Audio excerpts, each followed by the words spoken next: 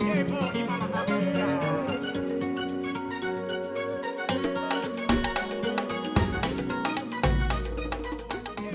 warm welcome to everyone joining us this afternoon as we have our panel discussion on reflections from the 1 July renewals. I'd like to welcome each and every one of us that is here. So as we begin, shall I invite my panelists to join me on the podium?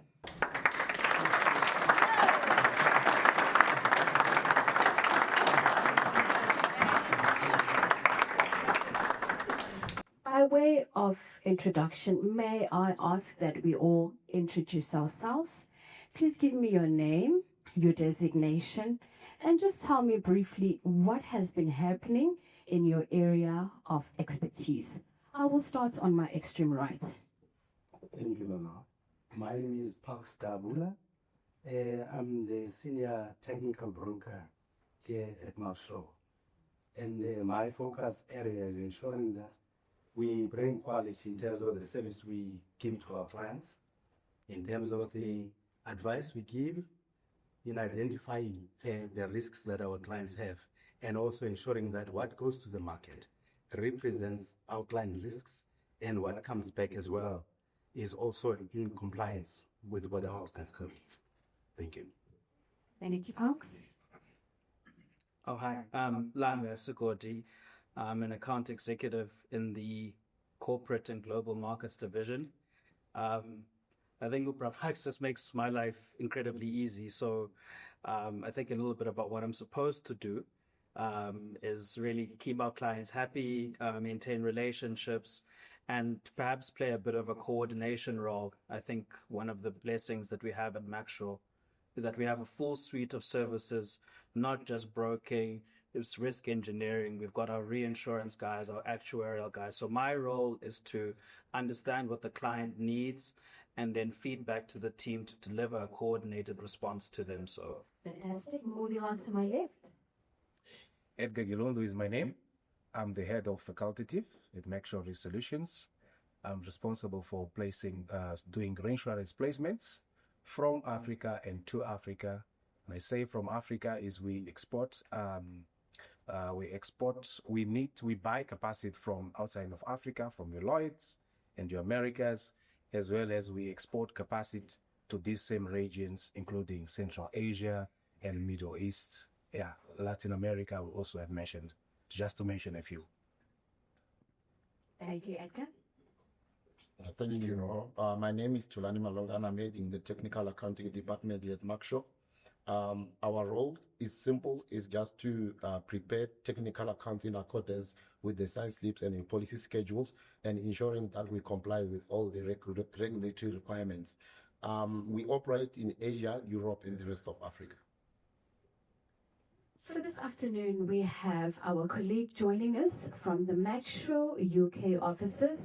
I will now hand over to him to introduce himself. Good afternoon, everyone. My name is Vincent Kota. I'm the Vice President for Maxshaw Risk Solutions in the UK. What I actually do on a day-to-day basis, I work hand in hand with all of our FEC team, assisting them where they've got specialty cases, where they've got huge accounts that needs capacity from the Lloyds, European markets, those type of things. I also work hand in hand with the broader Alpha group from a risk balancing standpoint, agriculture, risk balancing, and all those kind of things. So Maxshaw Risk Solutions UK serves as a gateway for African business into the Lloyds, as well as European markets, as well as assisting all of our other clients that are in the rest of Africa to get capacity from the Lloyds, from brokers, as well as to primary referrers, as well as reinsurance companies as well. Thank you. Thank you so much, Vincent. I am Nono Ndlovu, and I will be a moderator for today. So perhaps let's begin on a broader lens. Vincent, the global and regional reinsurance markets have shifted quite significantly over the years. Can you perhaps reflect on how these shifts have impacted the July renewal strategy? Yeah, I think our July renewals went very well, especially coming from a time where the markets were pretty much hard. I think anyone would agree with me that, maybe a year or 2 years ago, the markets were pretty much hard, especially from an international perspective. But I think this July renewal, we saw quite a lot of, international reinsurers, traditional reinsurance companies, Lloyd's syndicates, as well as many company markets, as an example, visiting South Africa. And I think it was actually, a display of how abundant capacity was, specifically from an international market perspective. We also saw quite a lot of, South African referrals as well, local referrals, trying to maintain as much they could to already existing shares that they had on different portfolios, and also trying to shrug off the competition that was actually coming from the international market. So I think for us, it made our lives easier as intermediaries, being able to actually get that abundant capacity, as well as being able to give our clients options in terms of the available securities that were there. So, Vinny, I am hearing you speak about a surplus of capacity across all lines, but maybe speak to us about execution. Talk to me about pricing, about placement efficiency, as well as retention. So I'll first speak about retention. I think what we actually saw was, specifically from a direct primary insurance perspective, we saw quite a lot of intense competition amongst primary insurers. Primary insurers trying as much as they can to co-insure on so many of our programs, which actually just highlights, the dynamics actually happening within the market. And even from the placement structures and instructions that we were getting from these insurers, you could see, maximum effort from these insurers trying to retain as much as they can, a deployment of reference optimization from their end, as well as a tendency to try to maximize as much as they can from an income perspective. That's what we saw from a retention perspective. In terms of price, we saw quite a lot of softening within the markets. Quite a lot of our programs experienced an increase on the total sum insured values, maybe roughly between 10 to 20%. But nonetheless, within that same spike as well, we also saw, premiums being renewed either as expiring, and some of the markets even going to an extent of even offering price discounts from already existing prices. So that means you see quite a significant decrease in terms of the rates, pretty much between 20 to 25%. Even within our conversations with some of the reinsurers that we usually do business with, they also attested that we're seeing quite a lot of these rate decreases and premium discounts, especially from international markets that were ranging between 20 and 25% at that nature.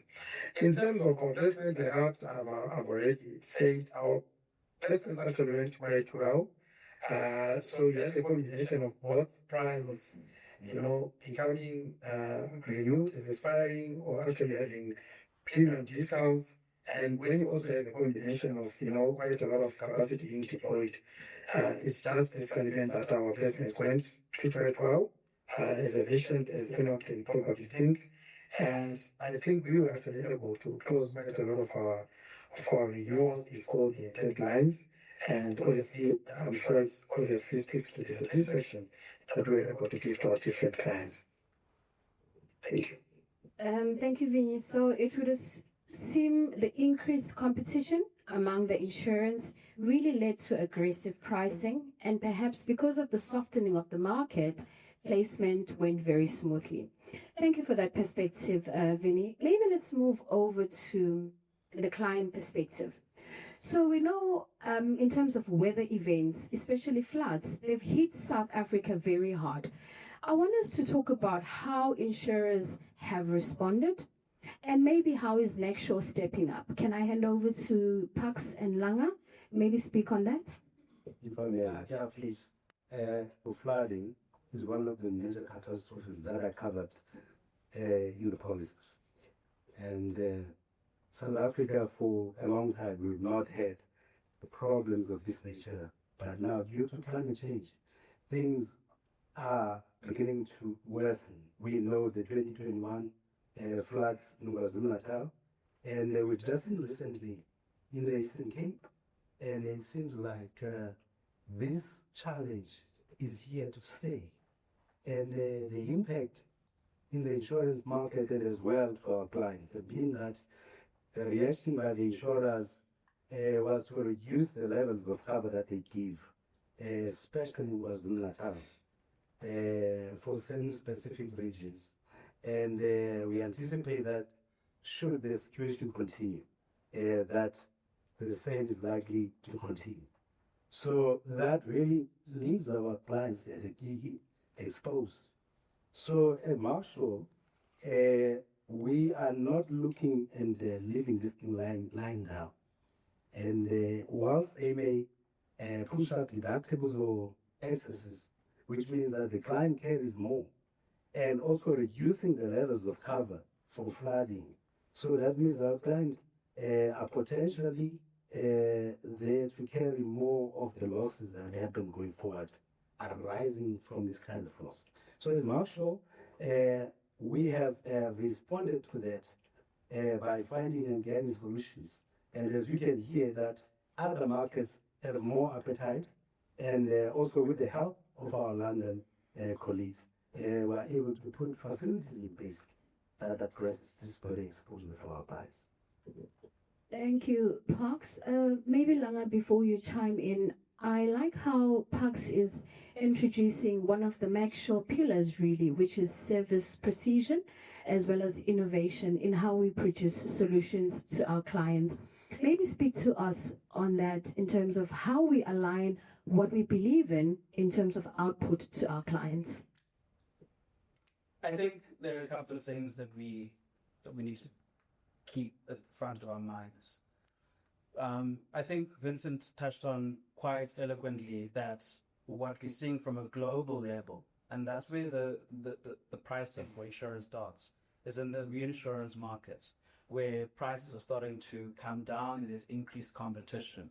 I think our MD is going to be speaking at the Actuarial Society at the end of this month. One of the things that we've seen in the Ron Thornton report is that loss ratios for reinsurers have come down. So there's naturally more competitive pricing. But on the other hand, in South Africa specifically, right, we've seen floods like Paz was mentioning, Natal, KwaZulu-Natal, even in the Western Cape. I think it was last year, if it wasn't the year before. So there's this tension of insurers want to come in versus we're a little bit scared of floods, but then also the South African economy, when you look at it in dollar-denominated terms, some of our losses are actually perhaps not as big as in other parts of the world just because of our currency. So I think what we've been really good at doing within this organization is finding solutions with which we could leverage that. Some of our clients are water boards. We've got some of the biggest water boards in the country. We service 3 out of the 8 metros in this country. Some of them are along coastal areas. And I think what we've been able to do is to leverage our expertise, particularly within the fact team. Again, this guys, Vincent has been extremely helpful from the London market perspective and helping us explain to insurers what the real exposure is. Because sometimes, you know, and there are a lot of very clever people, but sometimes people are under pressure. You know, we need to get through things quickly. I think what we've been able to have is one voice to extend our client's case and to also say, well, guys, what is insurance really for, if not to protect societies and to protect us against catastrophes? So I'm very, very proud that in MacShaw and our corporate division, all our clients have full flood cover, even where some of them have had instances where they were either high deductibles or lower limits before they joined us, or perhaps during the time that they joined us. But as of 1 July in 2025, all our clients have flood cover. I think that's something we should be extremely proud of. Yeah. Thank you so much, Langa, for that. I'm particularly impressed how there is a diverse array of different skills that all come together to service our clients. And I would assume innovation in such instances is key. We've seen the advent of AI everywhere. So maybe let me pose this back to Pax. Talk to me. How is artificial intelligence shaping the insurance landscape? From an insurance perspective, we are continuing to develop and learn. And it is said, I think also in the Grant Thornton report, that in the next 5 years, about 40% of jobs would actually be taken over by computers, and which is something to us that tells us we need to do something to keep up and ensure that we skill ourselves up and learn and take this technology with us going forward. But there's also cons to it, which means that there's also those who are involved in cybercrime, which means that as good as artificial intelligence is, it brings its risks with it. And for that, we need to be very alert and sure that both as Marshall and as part of the insurance community, that we actually adapt and also we come up with solutions that will actually address these very risks that artificial intelligence is playing. So from our perspective and from insurance perspective, there are solutions to that, especially on the cyber side. But I think some of the solutions that are out there, most of the market is still at the learning stage. And as much as capacity is there, insurers are very strict in terms of the criteria they use to write accounts. So therefore, for us, ensuring that we continue to assess this risk in helping our clients and also ensuring that they insure at the right level.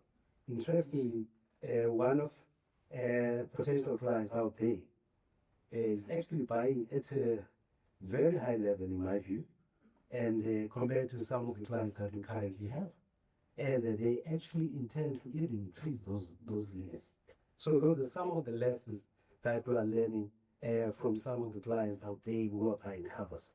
So yeah, what it means to us is that, yes, the landscape is changing. It brings its risks. There are also opportunities as well. But from our perspective, is ensuring that we actually learn as quickly as possible, find solutions for our clients on our feet as we can. Thank you. Thank you so much, Pax. So Vincent opened the discussion for us looking at a global perspective. I want to shift now to a more African regional focus, looking specifically at Southern Africa. What are the biggest premium collection challenges that my colleague in the technical accounting department are seeing specifically in the SADC region? Thank you, Mama. Yeah, so what we're seeing is there is immense challenges in the SADC region, specifically in Mozambique, Angola, Zimbabwe, just to name a few. You find that these policies are written in maybe Mozambican denominated currency, which is Mozambican medical, but the actual payment to the insurers needs to be in USD. Some policies, they actually get converted when they are underwritten to say they want them to be in USD. So you find that the devaluation of the currencies in these countries is actually causing delays in premium payments, because ultimately you find that there's forex shortages. You have to wait 6 to 1 year just to actually get payment. Hence, you find that some reinsurers, they now become reluctant in writing business in those countries. Maybe you find that they reduce their appetite, some shares of proceed, they decrease, right? But as Macro, we've positioned ourselves, we have created some models, hence our renewal. We managed to renew most of our accounts because of the models that we have put in place. So it's actually not a challenge for us as Macro to get money from those countries, though it's a challenge that is being seen in the market. Correct. So I'm hearing you speak about forex shortages and perhaps weakening local currencies, where the local currency is weaker to the USD. Maybe translated to this renewal season, how did this play out for MacSure, and what were the solutions perhaps that we put out to avert these challenges? Yeah, so as explained, there are models that we have put in place. So what is happening is those models are helping us to get funds out of those countries in order to pay our insurance on time, right? So one of the other things also that I wanted to mention is on the renewal side, you find that also the loss ratios are going up because the claim costs, some of these parts they have to be exported from foreign countries, and then you find that the amount gets inflated by the exchange differences. So the loss ratio goes up, and then you find that also the insurance, again, the appetite is just decreasing. Thank you, Tulani. I want to move over to my colleague here, Edgar. When you introduced yourself, you spoke a lot about Africa exporting capacity. So I want to ask, are there any cases where African capacity is indeed exported outwards? And maybe just mention to me the regions and how this process has been, particularly at MacShaw. Thank you for that question. I mean, it's quite common to hear us exporting capacity. I mean, importing capacity from your largest another. But interestingly, in those international countries, like in your Central America, Southern America, Central Asia, and parts of the Middle East, we do see some growing economies. We're speaking of countries with GDPs has ranged from 2.7 billion to 8 billion, it averages 35 billion GDP in those countries, which is similar to what we see Africa, really, in these countries. So what happens is, in those countries, you see your risks, in different classes of business, your marine, your aviation, your property, that they are even below, let's say, $50 million. So, which is a threshold that does not attract loads of land market. So what do? Alternatively, they come to Africa and they approach our regional markets who really can write those lists, because when we say thresholds for the benefits of the police, you will see that in Lloyd's, the risks that are below 50 million sum insured, Lloyd's will just say, sorry, they can't look at that because it's quite small. So alternatively, those Latin American countries, they come to Marshall solutions. We give them capacity from our regional markets, and that way we then also export our regional capacity. All right, maybe just to sum it all up with some closing reflections, I'm going to throw this open to all my colleagues. We shall begin overseas with Vincent. What do you see as the biggest opportunity for clients in this post-renewal environment?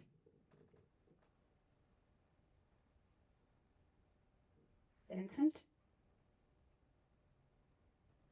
All right, I think we might be having a technical challenge there. Let me throw this question to the house. What do you see, Pax, as the biggest opportunities for clients in the post-renewal environment? I think with the mood in the market that is softening, was in certain pockets, the appetite may not really be there that much. Is that our clients have got more than a few markets that they have, which actually means that competition is there, and in the future that there's a possibility of managing the pay-away premiums to the markets. And from that perspective, I believe that it would bode very well for our clients, as we come from some of the few of our clients that we have. And we could see a mixed reaction from the market, but a very interesting trend, personally, that I'm seeing on one of the key accounts that we have, is that markets that were not even willing to follow some markets are beginning to come behind the instrument. And that is an interesting development, which is good for our clients. Ilanga? Same question. Yes, for same. I think as again, what's been outlined is that softening markets, pricing is going to become more competitive, and clients may get cheaper premiums. I think that's the general theme of where the market is right now. But we all know that things work in cycles, right? We are entering a softer market, but it may be 5, 7, 10 years. It could even be shorter, where we have a catastrophic event and then pricing reverts to the levels that it was. I think clients need to look at using this opportunity and any premium savings to build self-retentions. So in other words, clients should be putting money away into alternative risk finance, the area that Molly and Uzanetta are in. I think they should be looking to put capital away to build, to take higher retentions, right? And build their own self-retention so that they are better protected for when that rainy day comes. I think ultimately that's what insurance is about.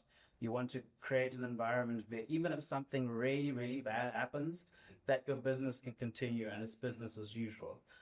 So don't get too excited about the softening market, but see it as an opportunity to create more resilient, more sustainable businesses. I think, as a general thought in South Africa, we're thinking about so many different catastrophes. We've spoken a lot about flood, but there's been drought in places like Queenstown and the Eastern Cape.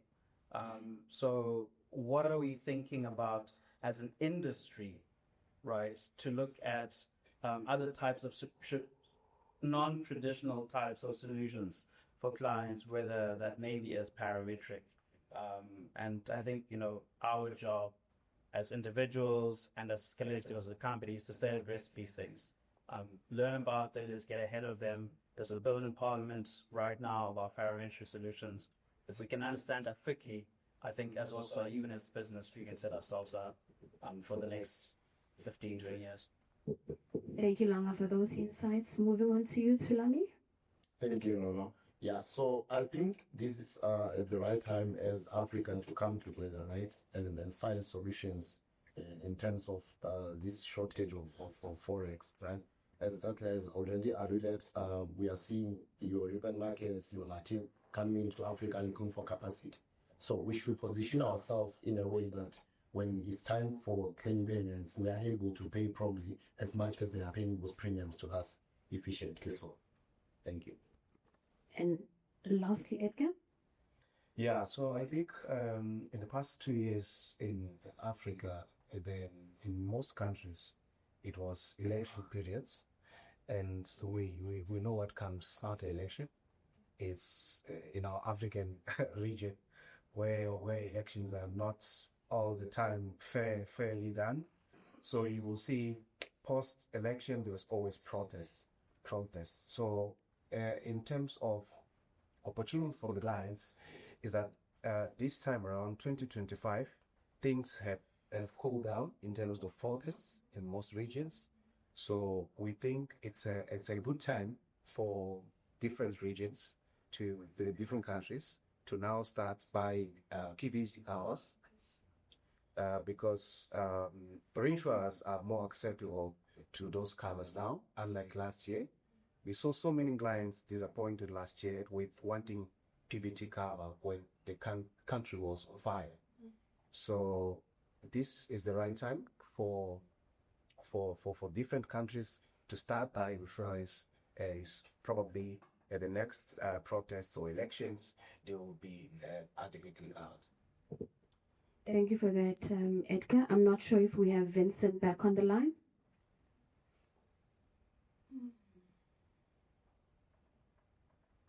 All right. Perhaps let me open up to the floor. I don't know. Oh, great. Hi. Hi, Vincent. So I had thrown a question to the panelists.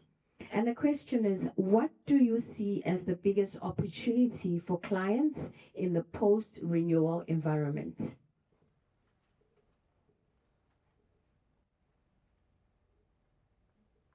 I think about Langa has already said. So I think one of the key main issues that I just particularly much noticed when we were doing our renewals was specifically on any periods that would probably have a negative effect on portfolios standpoint.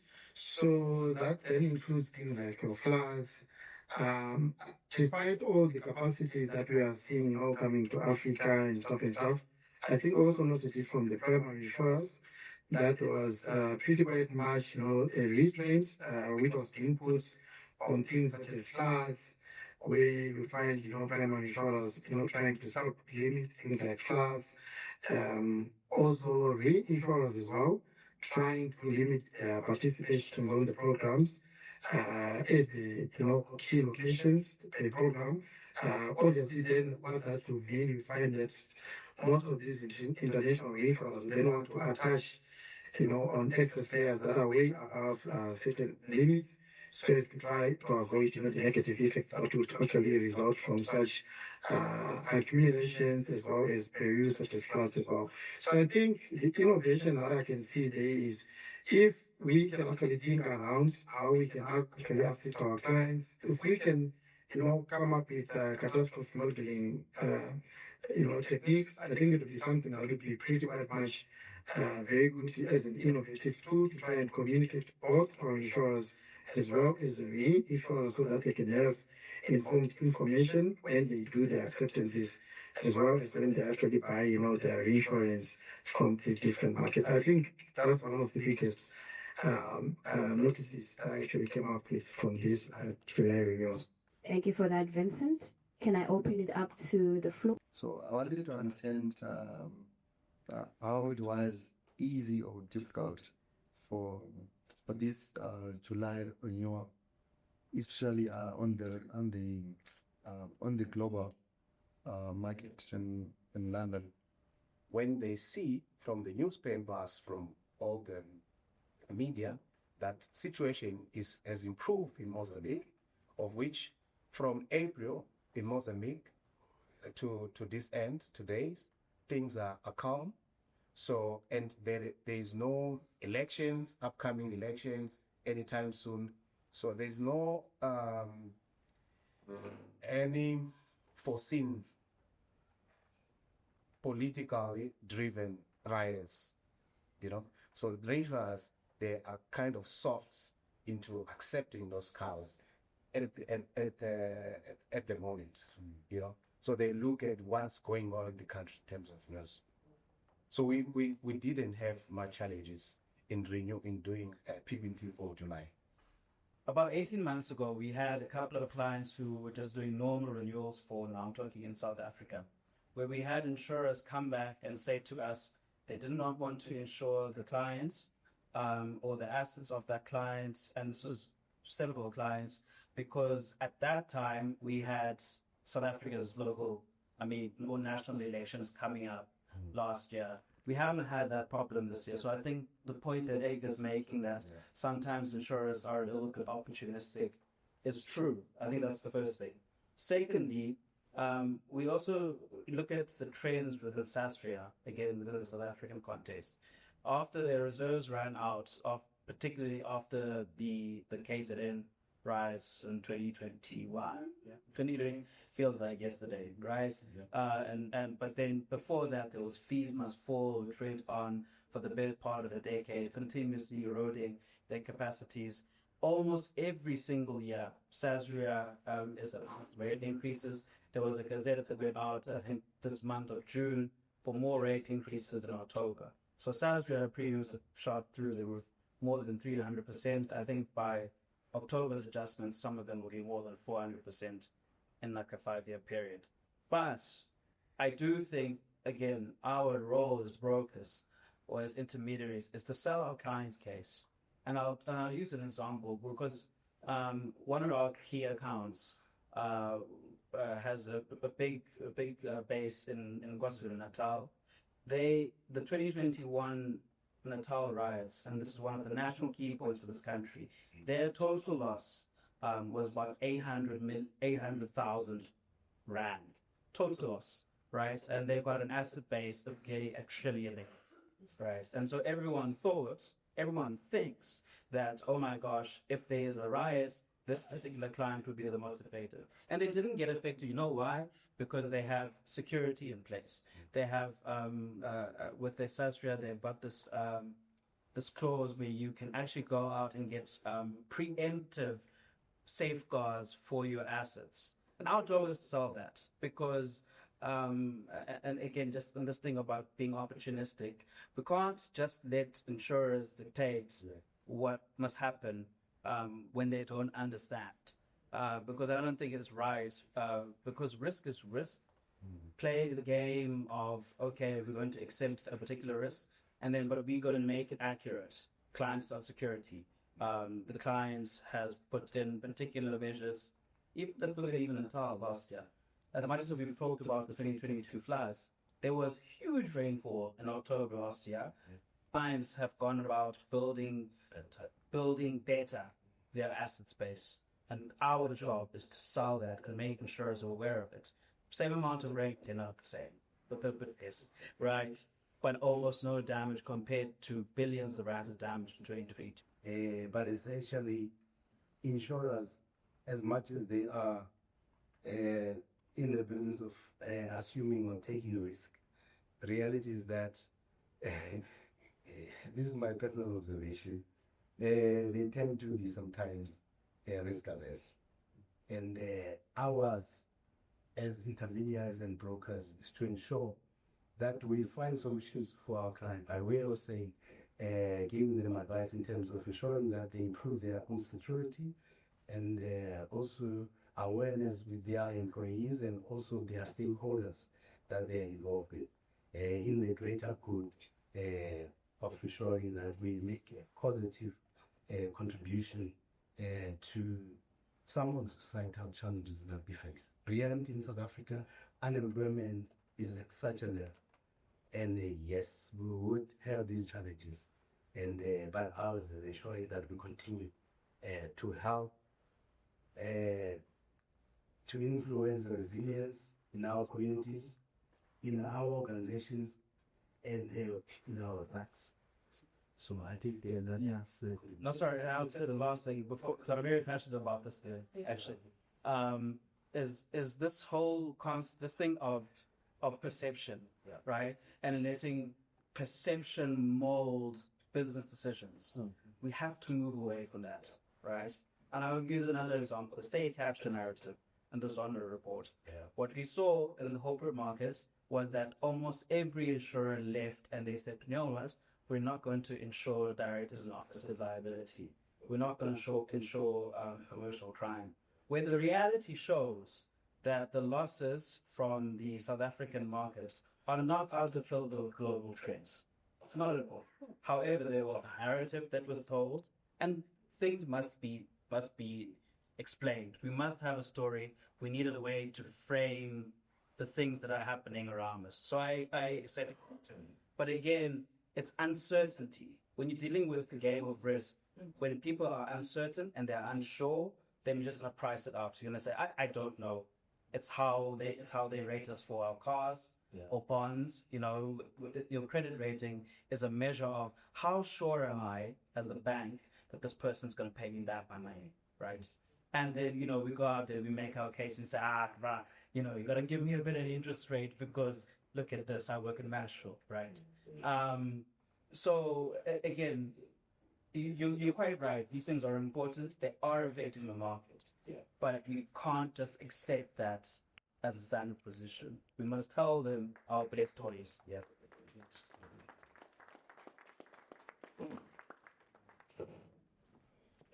So much for all these rich insights, from climate resilience to AI, Forex turbulence to global reinsurance dynamics. It's clear that the July renewals were not just transactional, they were indeed transformational. Till we meet at the next section, thank you again for your